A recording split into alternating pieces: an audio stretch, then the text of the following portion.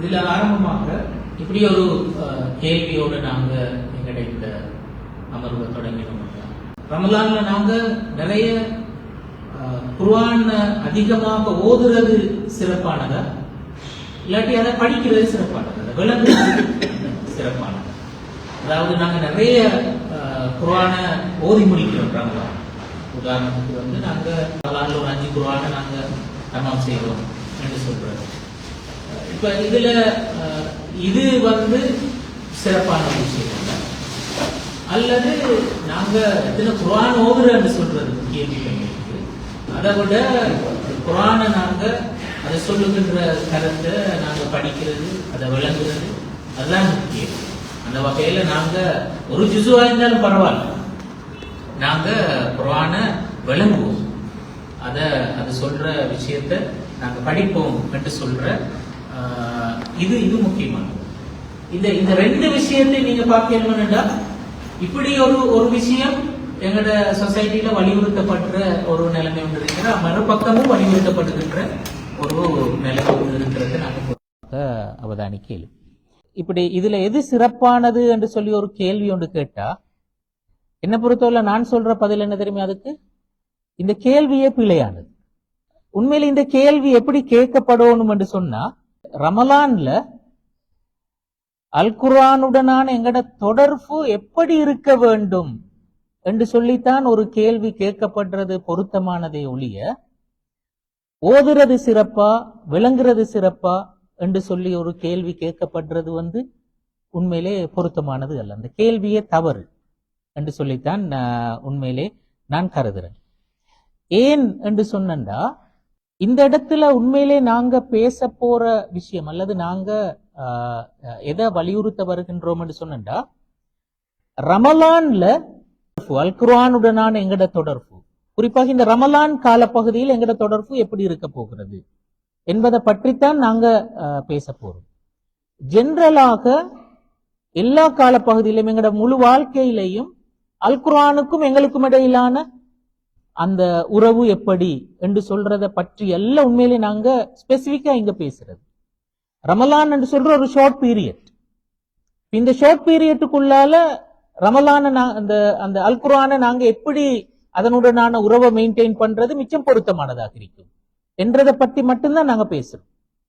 அப்ப அதுல உண்மையிலே அந்த கருத்துல நின்று நாங்க ரமலான்ல எங்கட தொடர்பு அல் குர்ஆனோட எப்படி இருக்கணும் என்று சொல்ற விஷயத்த போய் பார்க்கிற நேரத்துல அது சம்பந்தமா வந்திருக்கின்ற குர்ஆன் வசனங்களாக இருக்கட்டும், ஹதீஸ்களாக இருக்கட்டும், குறிப்பாக சலஃபு சாலிஹீன்கள், சஹாபாக்களோ தாபீன்களோ தாபீன்களோ இமாம்களோ, இவர்கள் ரமலான்ல அல் குர்ஆனுடனான அவங்களோட தொடர்பு எப்படி இருந்தது, அவங்களோட பிராக்டிஸ் எப்படி காணப்பட்டிருக்கிறது, அவங்க எப்படி அதை செஞ்சிருக்கிறாங்க என்று சொல்றத நாங்க பார்த்தால் 4 வகையான உறவை நாங்க காணக்கூடியதாக இருக்கு.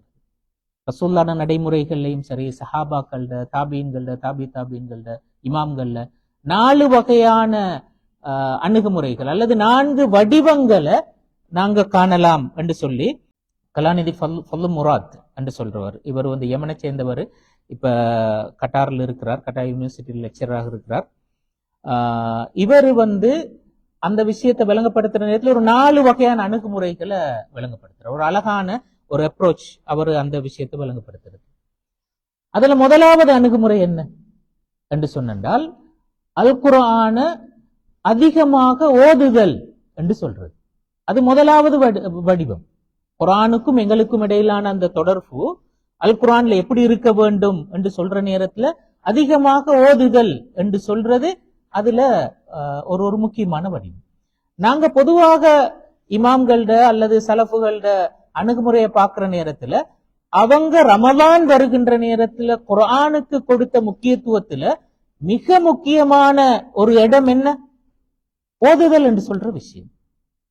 அதற்கு அவங்க குர்ஆனை அதிகமாக ஓதி இருக்கிறார்கள் என்று சொல்ற அந்த நடைமுறையை நாங்க காணலாம். இப்ப உதாரணமாக தாபீன்கள்ல ஒருத்தர் அல் அஸ்வத் இப்னு யஸீத் என்று சொல்றவர். அவரு ஒவ்வொரு 2 நாளைக்கு ஒரு தடவை அல் குர்ஆனை தமாம் செய்வார். இதுவே ஏனைய நாட்கள்ல நாங்க போய் பார்த்தோம்னா, அவர் ரமலான் அல்லாத ஏனைய நாட்கள்ல 3 நாளைக்கு ஒரு தடவை தான் ஒரு குர்ஆனை தமாம் செய்வார். அப்ப ரமலான்ல அடுத்த நாட்களை விடவும் அதற்கு கூடுதலான ஒரு அழுத்தம் அவர் கொடுத்திருக்கிறத நாங்க பார்க்கலாம். அதே மாதிரி கதாதா, இவரும் ஒரு தாபி, எங்களுக்கு தெரியும், ஒரு முக்கியமான தப்சீர் ஆசிரியர். அவரு ரமலான்ல ஒவ்வொரு 3 நாட்களுக்கு ஒரு தடவை அல் குர்ஆன அவர் தமாம் செய்வார். இதுவே கடைசி 10 வந்தா ஒவ்வொரு நாளும் குர்ஆனை தமாம் செய்வார் கடைசி 10ல. அப்ப அடுத்த 20 நாட்கள்லயும் 3 நாளைக்கு ஒரு தடவை ஒரு குர்ஆனை முடிப்பார். கடைசி 10ல ஒவ்வொரு நாளும் ஒரு குர்ஆனை அவரு தமாம் செய்வார். அவரு ரமலான் அல்லாத காலங்கள்ல 7 நாளைக்கு ஒரு தடவை தான் ஒரு குர்ஆனை அவரு ஓதி முடிப்பார். அப்ப பாருங்க, அவரும் ரமலான் என்று வந்தா குர்ஆனை ஓதுறதுல அடுத்த நாட்களை விடவும் கூடுதலான தடவை அல் குர்ஆனை அந்த ஓதுறதுக்கு கூட நேரம் கொடுத்திருக்கிறத நாங்க பார்க்கலாம். அது மாதிரி இப்ராஹிம் நஹை, அவரும் தாபீன்கள்ல ஒரு முக்கியமான ஒருத்தர். இவரு ரமலான்ல 2 நாள்ல ஒரு தடவை குர்ஆனை தமாம் பண்ணுவாரு. ஏனைய நாட்கள்ல அவர் 3 நாட்கள்ல தான் ஒரு குர்ஆனை தமாம் பண்ணுவார். இமாம் ஷாஃபியை பொறுத்தவரையில அவருடைய நடைமுறை எப்படி இருந்திருக்கிறண்டா, ரமலான்ல ஒரு நாள்ல 2 குர்ஆன் முடிப்பார். இரவுல ஒரு குர்ஆன், பகல்ல ஒரு குர்ஆன். அப்ப இது ஒரு ஜுஸு அல்ல, முழு குர்ஆனும் பகல்ல ஒரு தடவை சம்பூர்ணப்படுத்தப்படுகிறது, இரவுல ஒரு தடவை தமாம் பண்ணப்படுகிறது. இதே நடைமுறை இமாம் அபூ ஹனீஃபாவிடமும் இருந்ததாக சொல்லப்படுகிறது. அப்ப பாருங்க என்னண்டா, இது எங்கட சலஃபுகள், தாபீன்கள், இமாம்கள், இவங்கட நடைமுறை குர்ஆனை ஓதி முடிக்கிறதுல இப்படி ஒரு நடைமுறை இருந்திருக்கிறது. இப்ப இந்த சம்பவங்கள் ஆதாரபூர்வமான சம்பவங்கள். இப்ப இது உண்மையிலே நாங்க ரசூல் ஸல்லல்லாஹு அலைஹி வஸல்லம் அவர்களுடைய ஹதீஸுகளை போய் பார்த்தால் ஓதுவதற்கு நன்மை சொல்லப்பட்டு தானே இருக்கிறது. ஓதுவதற்கு நன்மை சொல்லப்பட்டிருக்கிறது. இப்ப இந்த ஹதீஸை பாருங்க. ரசூல் ஸல்லல்லாஹு அலைஹி வஸல்லம் அவர்கள் சொன்னார்கள், மன் கரா ஹர்ஃபன் மின் கிதாபில்லாஹ் ஃபலஹு பிஹி ஹஸனா பிஅஷ்ரி அம்சாலிஹா லா அகூலு அலிஃபுன் லாமுன் மீமுன் ஹர்ஃப் வலாக்கின் அலிஃபுன் ஹர்ஃபுன் வலாமுன் ஹர்ஃபுன் வமீமுன் ஹர்ஃப். இப்படிதான் சொன்ன திருமதியில பதிவு செய்யப்பட்டிருக்கிற ஒரு ஹதீஸ், சஹீஹான ஒரு ஹதீஸ். அதாவது அல் குர்ஆன்ல இருந்து ஒரு எழுத்தை ஒருத்தர் ஓதினால் அவருக்கு அதற்கு 10 மடங்கு நன்மை இருக்கும். ஒரு எழுத்துக்கு 10 என்று சொல்ற நன்மை கிடைக்கும்.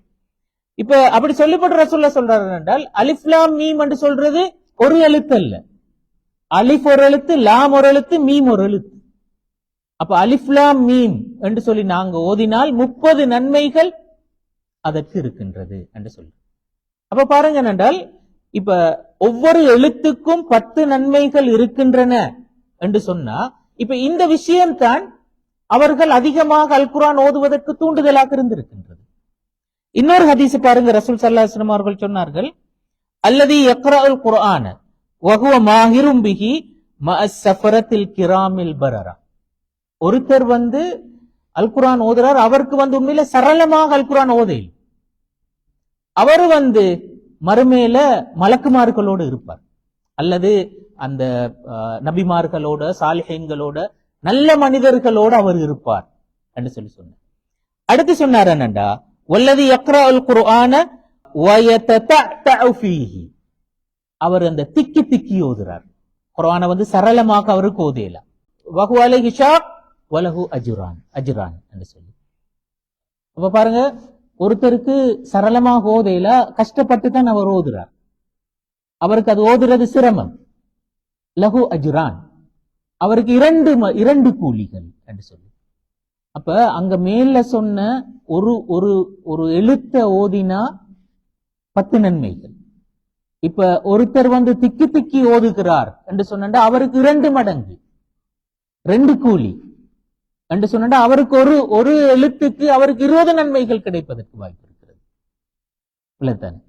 அப்ப அல் குர்ஆனை ஓதுதல் என்று சொல்வதுவே நன்மையான ஒரு செயற்பாடு தான்.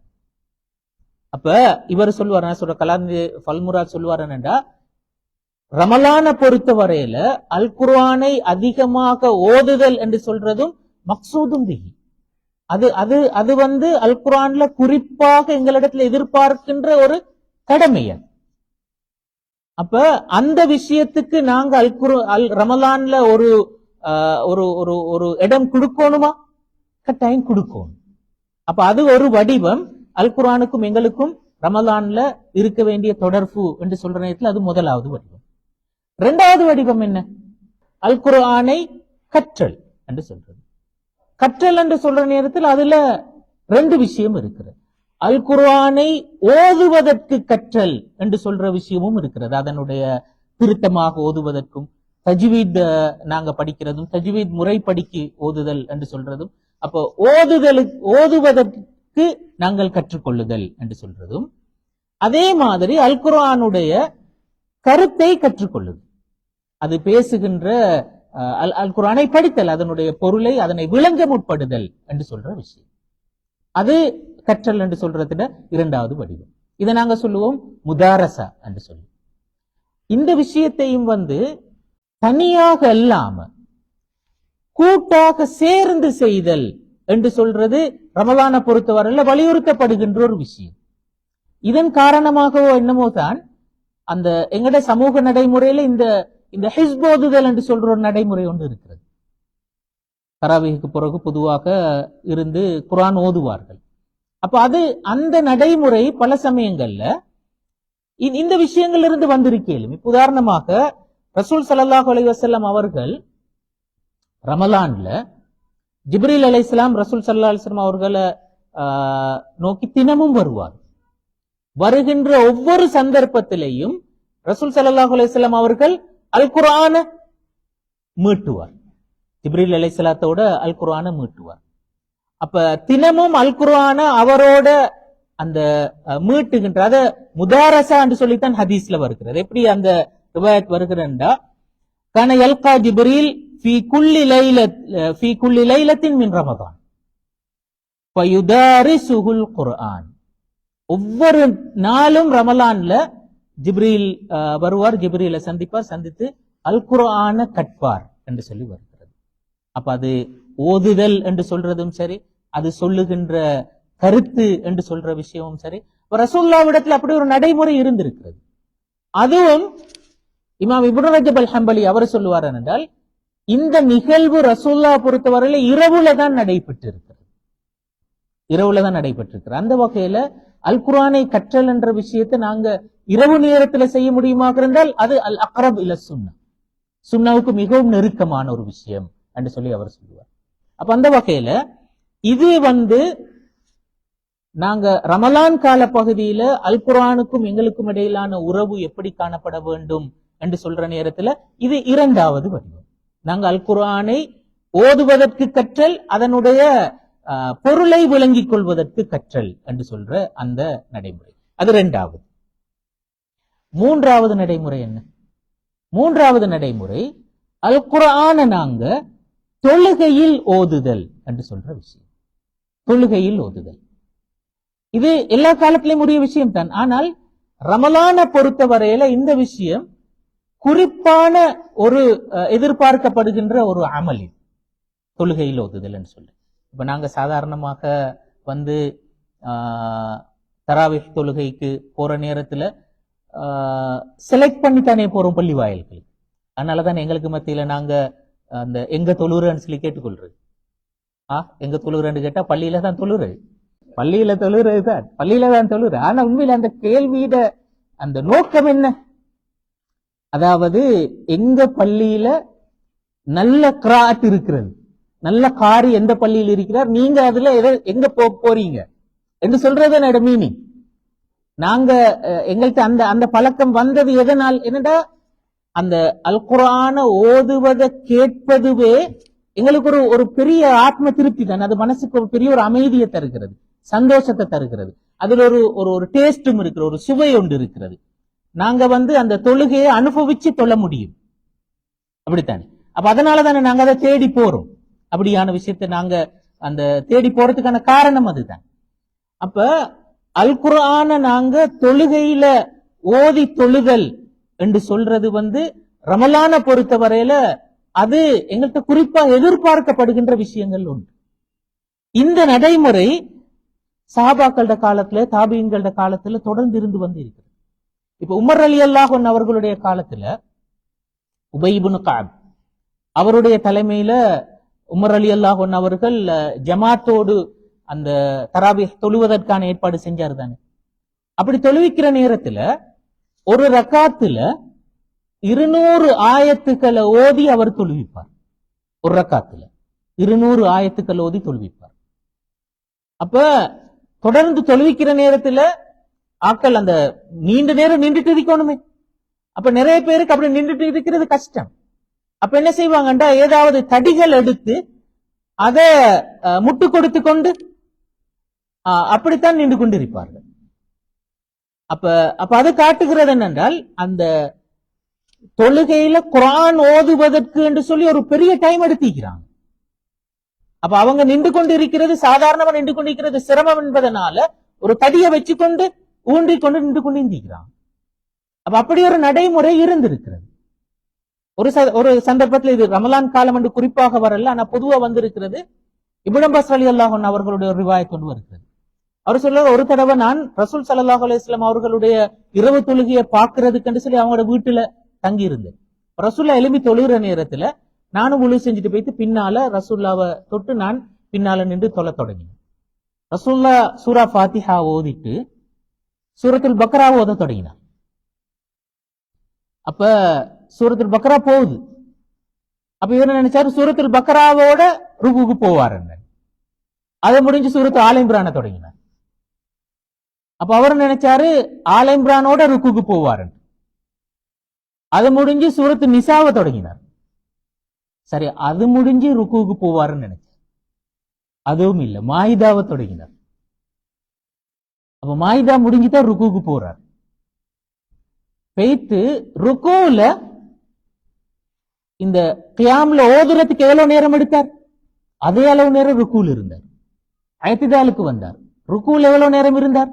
அதே அளவு நேரம் இருந்தார். சுஜூது போனார். ஐத்திதால் எவ்வளவு நேரம் இருந்தார்? அதே அளவு நேரம் இருந்தார். இப்படித்தான் ஒரு ரக்காத்தை தொழுது முடிச்சார் ரசூலுல்லாஹ். அந்த ஒரு ரக்காத்தோட இப்னு அப்பாஸ் ரலியல்லாஹு விட்டு போட்டு வந்துட்டார். ஹதீஸ்ல இப்படி வருகிறது. அப்ப பாருங்க என்னண்டா, அப்ப ரசூலுல்லாஹ் தொழுகை எப்படி இருந்துக்குது? அப்ப எவ்வளவு நேரம் குர்ஆன அந்த அந்த சுவையோடு ஓதி தொழுது இருக்கிறார். அதாவது இன்னொரு ரிவாயத் வருகிறது முவத்தா மாலிக்ல பதிவு செய்யப்பட்டிருக்கிற ஒரு ரிவாயத் தாபீன்களோட காலத்துல அவங்க அந்த தராவீஹ் தொழுகை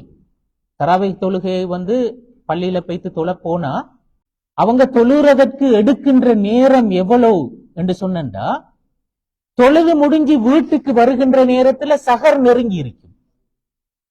அப்ப ஒருத்தர் சொல்றாருன்னா அவரோட வாப்பா சொல்லுவாராம், நாங்க தராவி தொழுவிட்டு வீட்டுக்கு வந்தா அவசரமா வேலையாக்களுக்கு சொல்லுவோம் சாப்பாடை ரெடி பண்ணுங்கன்னு சொல்லி, சஹரை ரெடி பண்ணுங்கன்னு சொல்லி, என்ன சஹர் முடிஞ்சிரும் சுபகுக்கு வாங்க சொல்லிரும் என்ற அந்த பயத்துல.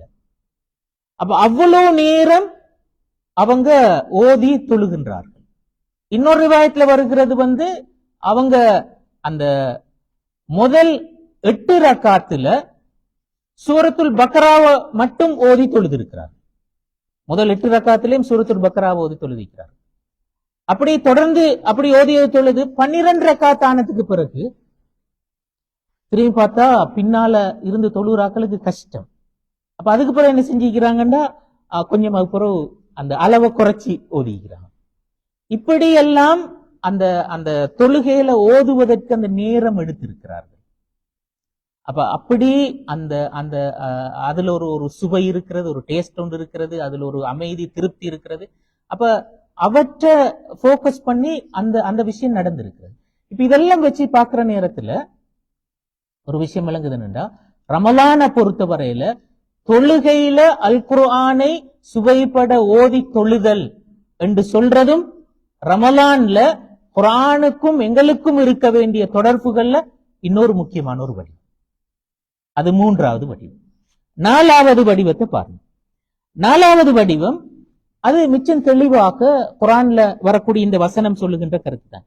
கிதாபுன் அன்சல்னாஹு இலைக்க முபாரக்குன் லியத்தப்பரு ஆயாத்தி.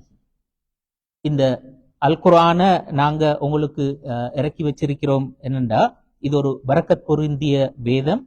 லியத்தப்பரு ஆயாத்தி, இதனுடைய வசனங்களை நீங்க ததப்புர் என்று சொல்றதனுடைய பொருள் என்னண்டா, உண்மையிலே நாங்க எங்கட அறிவையும் அதாவது எங்கட சிந்தனையையும் மனசையும் ஓர்முகப்படுத்தி அதுல அந்த அந்த அந்த விஷயத்துல ஒன்றித்து போதல் என்று சொல்றது.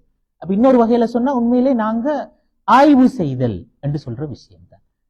அத நாங்க அதனுடைய கருத்துக்கள் அதனுடைய சிந்தனைய விளங்கெடுப்பதற்காக வேண்டி நாங்க அதை ஆய்வில் ஈடுபடுதல் என்று சொல்றது. அது அந்த அதனாலதான் எங்கட சிந்தனையும் மனசும் ஒன்றித்து செய்தல் என்று சொல்ற அந்த கருத்துல தான் அந்த ததப்புர் என்ற அந்த சொல் பயன்படுத்தப்படுகிறது. இது உண்மையிலே இந்த விஷயம் எல்லாருக்குமானதா என்றா எல்லாருக்குமானது அல்ல. இது உண்மையிலே அறிஞர்களுக்கானது, ஆய்வாளர்களுக்கானது. அதனாலதான் என்னவோ குர்ஆன்ல அதே வசனத்தில் தொடர்ந்து வருகிறது, வலியذكر உலுல் அல்பாப் என்று சொல்லி. இப்படி செய்வதனால அறிவுள்ளவர்கள் அவங்க இந்த விஷயத்தை புரிந்து கொள்வார்கள் என்று சொல்லி குர்ஆன் சொல்கிறது. அப்ப அந்த வகையில இந்த குறிப்பாக இந்த ததப்புர் என்ற வேலை, ஆய்வு என்று சொல்கின்ற வேலை, அது அந்த அந்த துறை சார்ந்தவர்களுக்கு, அதில் ஈடுபட முடியுமானவர்கள் அவர்கள் செய்வதற்குரிய ஒரு விஷயம் என்று சொல்றது. அப்ப அடுத்த மூன்றும் எல்லாரும் செய்ய முடியுமானது.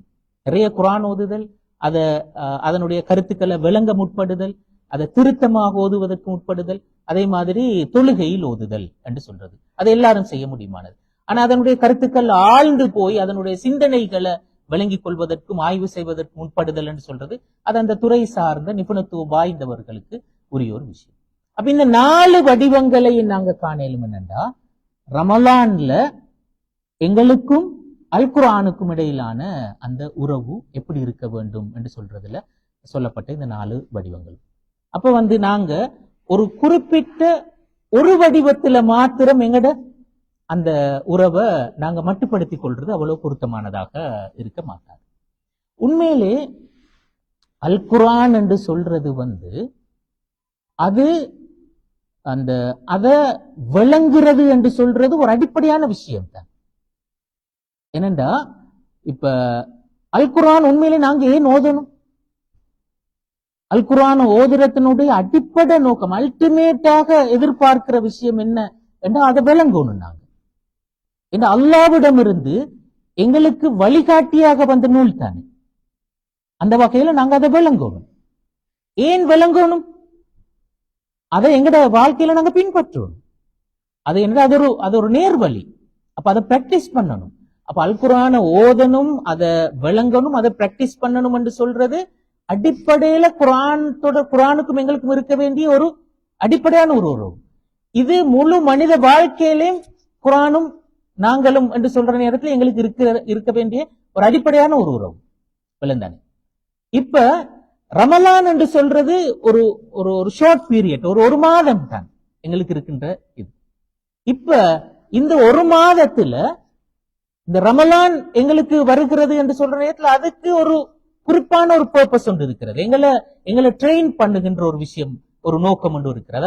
அது ஒரு தர்பியத். ஒரு குறிப்பிட்ட காலத்துக்குள்ளால எங்களுக்கு அதிகமான நன்மைகளை பெற்றுக் கொள்வதற்கும் எங்களை ஆன்மீக ரீதியாக பயிற்றுவிக்கிறதுக்குமான ஒரு காலம்.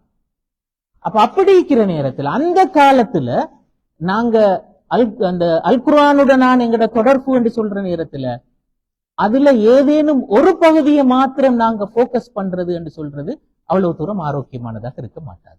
அந்த காலத்தில் உண்மையிலே நாங்க எல்லா பகுதிகளுக்கும் உரிய கவனத்தை கொடுக்கிறது தான் பொருத்தம். நாங்க ஓதுறதற்கும் அவகாசம் எடுக்கணும், அத முதாரசாவுக்கும் அவகாசம் எடுக்கணும், தொழுகையில ஓதுவதற்கும் அவகாசம் எடுக்கணும், அதை நாங்க ஆழ்ந்து கற்கவும் அவகாசம் எடுக்கணும்.